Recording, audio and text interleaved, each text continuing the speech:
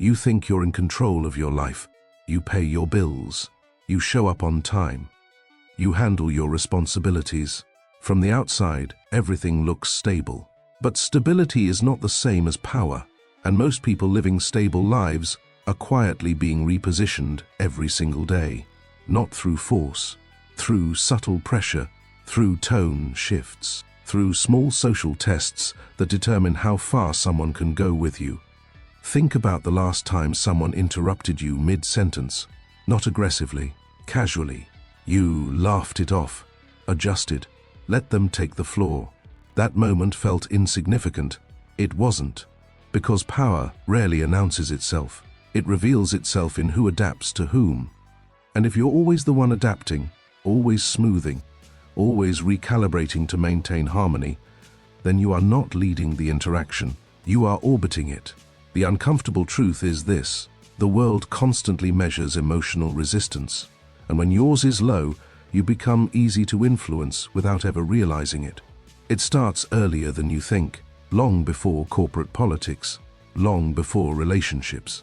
As a child, you learned that approval equals safety. Smile when corrected. Apologize even when unsure. Don't be difficult. That conditioning didn't disappear when you grew up. It just evolved. Now you call it professionalism. You call it maturity. But underneath the polished language is the same fear. Rejection equals risk. So when someone challenges you, even subtly, your nervous system reacts before your logic does. Your body wants to restore equilibrium, to clarify, to smooth tension immediately. And that urgency becomes visible, maybe not to you, but to others.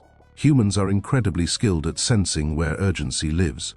The person who needs the interaction to go well is rarely the one controlling it. And if you're the one rushing to correct perception, to repair tone, to explain intent, you've already surrendered leverage without noticing. Most confrontations are not about truth. They are about positioning. When someone questions you publicly, when they doubt your competence, when they subtly imply you missed something, they are rarely searching for clarity. They are watching your reaction speed. They are assessing how quickly you defend yourself. Because reaction speed reveals attachment. If you respond instantly, explaining, justifying, over-detailing, you expose a pressure point. You show that your self-image depends on immediate correction. And once that pressure point is identified, it doesn't need to be attacked aggressively. It only needs to be tapped. Slight doubt, slight sarcasm, slight challenge. And there you are again, stepping into explanation mode. Meanwhile, the person initiating the tension stays composed. Not because they're superior, because they are not emotionally invested in the outcome the way you are. The calmer nervous system sets the frame. Always. You might think composure is about staying polite. It isn't. You can be polite and still be reactive. You can speak slowly, while internally scrambling to regain narrative control. Real composure is the absence of urgency. It's the ability to let a statement hang in the air without rushing to correct it. That silence feels dangerous at first. Your mind will scream, say something, fix it, clarify. But that impulse is not strength. It's conditioning. The need to be understood immediately is one of the easiest levers to pull. Because when someone knows you can't tolerate being misunderstood, they can manufacture misunderstandings, subtle distortions, half-accurate summaries, and you will jump in to repair them every time. Each repair looks responsible, but collectively, they make you predictable, and predictability reduces power faster than aggression ever could. Here's what most people never admit. Being perceived incorrectly feels like losing status. It feels like losing control. And humans are wired to protect status. So when someone hints that you're wrong, careless, insensitive, unprepared, your system flares up. You feel heat, tightness, a surge of internal defense. But that surge is information. It reveals where your identity is fragile. If a minor comment can destabilize you, the issue isn't the comment. It's the attachment. The more attached you are to a specific image of yourself, the easier it is to provoke you. And provocation does not require hostility. It requires precision, a raised eyebrow, a delayed response. a skeptical, "Are you sure?" That's enough, because your mind will fill the gaps. And once you start defending against what wasn't even fully stated, you've handed control to a suggestion. Some people learn this instinctively. They don't rush to explain. They don't chase every misunderstanding. When challenged, they pause, not theatrically, not aggressively, just long enough to show they are not emotionally cornered. That pause changes everything. It shifts the rhythm. Because whoever controls the rhythm controls the frame. If someone expects you to respond immediately and you don't, they feel the imbalance. The tension transfers. Suddenly, they're filling the silence, elaborating, justifying their question, revealing more than they intended. And in that revelation, motive becomes visible. You start seeing whether they were genuinely curious or subtly testing. Silence, when it's calm, is diagnostic. It exposes intention. But you only gain that advantage if your silence isn't fueled by suppressed panic. It has to come from internal steadiness. Withdrawal, however, is not the answer. Many people swing to the opposite extreme. They decide, "Fine, I just won't engage." They become cold, detached, minimal, but forced detachment is still reaction. You are still moving because of someone else's behavior. Real power is selective engagement. Sometimes you respond. Sometimes you don't, not based on emotion, but on strategy. If a misunderstanding genuinely affects outcomes, address it briefly, cleanly, without overinvestment.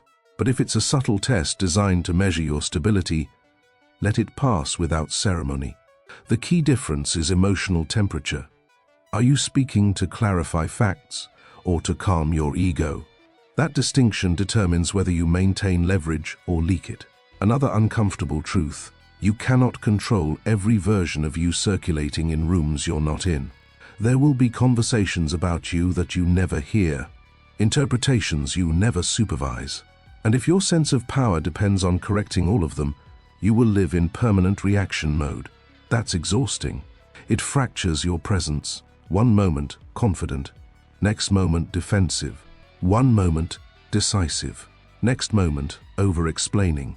That fluctuation erodes credibility faster than a single unanswered accusation ever could.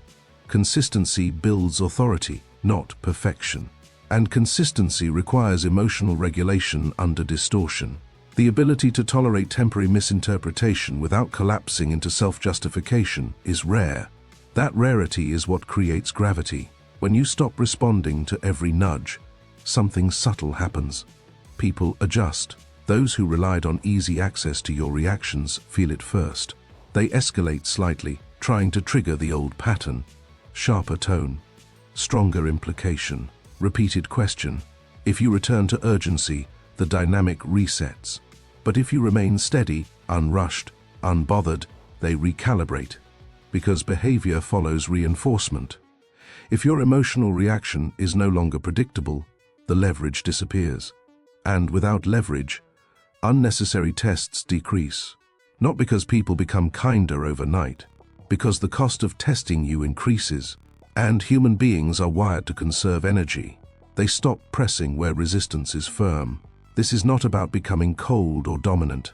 It's about becoming less accessible to manipulation through insecurity. The next time you feel that familiar impulse to jump in and correct the record, pause. Notice the heat. Notice the urgency. Ask yourself one question. Is this response necessary, or am I trying to protect an image?